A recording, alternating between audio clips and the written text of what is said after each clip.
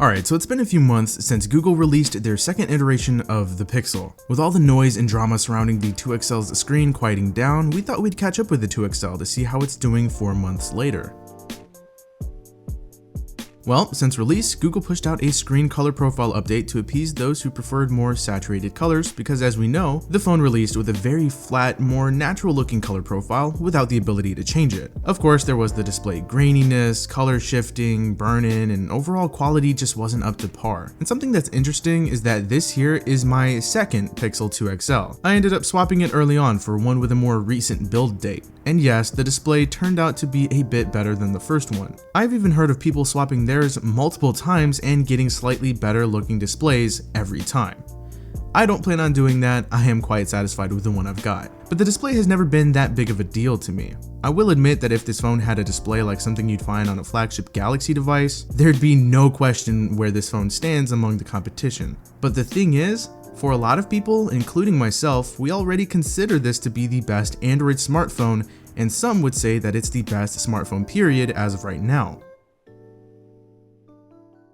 Although Google took a few steps forward and a couple steps backwards, there's no arguing with this phone's excellent user experience with superior speed and fluidity, a clean and simple user interface, great battery life, front-facing speakers, water resistance, and what I consider to be the best cameras on a smartphone. Even the phone's design, while it may not be as flashy as something like the Galaxies or even the Essential phone, it's still kinda nice, and the phone feels pretty good in the hand. It's well built and it's solid, although I do prefer the way the phone looks with Dbrand's red dragon skin. Just looks so sick.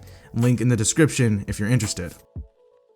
In day-to-day use, the phone still performs very well and will continue to do so for a long time, I'm sure. I mean, if I'm being honest, the first generation Pixel is a phone I'd have no problem sticking my SIM card into and use for a while, thanks to up-to-date software, a nice screen, and of course those cameras. Oh, and the headphone jack. And that definitely looks to be a big selling point with the Pixel line of phones, and that's longevity. The Pixel doesn't drip with features like a lot of other phones, but it still has a nice selection of features, some of which are so simple, yet they're fun to use and you really like having them around. Things like Now Playing, the fingerprint down gesture, AR stickers, Google Lens, fast charging, front-facing speakers, the list goes on. With Google's focus mainly being on software, you see that effort when using the phone as your daily driver. It's the little things that count, and over time, you really continue to appreciate them. Obviously, no phone is perfect, and over the past few months, the Pixel has shown that it's not immune to slip-ups and some weird things happening. But what I will say is that out of all of the phones that I've used since October and even before, and you guys know I've used a lot of phones, the Pixel 2 is the phone that's been the most consistent across the board, and it's the phone that I can always count on. And don't even get me started on those cameras. Do I even need to talk about these? The cameras are absolutely outstanding, and somehow they've gotten better, especially for certain social media applications. Like I said in my Galaxy Note 8 revisit, I said that with the Pixel 2 XL, I am way more likely to take a picture, whether it be a random shot of something and even a selfie, than I am with any other phone. With other phones, there'll be times where I'll opt not to take that certain picture because I know it just wouldn't come out looking that good. But again, with the Pixel, that is not the case. In pretty much every situation, I have all of the confidence in the world that these cameras will get me the shot I'm looking for. They're that good.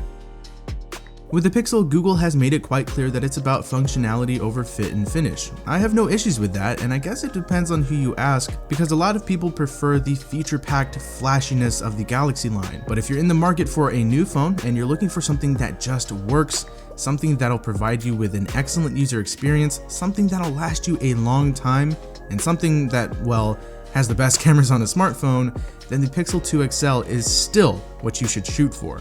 You really can't go wrong with it. So what do you guys think of the Pixel 2 XL now? Personally, it is still one of my favorite phones and will continue to be so for a very long time. Let us know your thoughts down below in the comment section. As always, we love to hear your feedback. But anyway, that does it for this video. I hope you guys enjoyed it. If you did, feel free to hit that like button. Subscribe if you're new to the Android Police channel. That does it for me. I will talk to you guys later, and thank you so much for watching.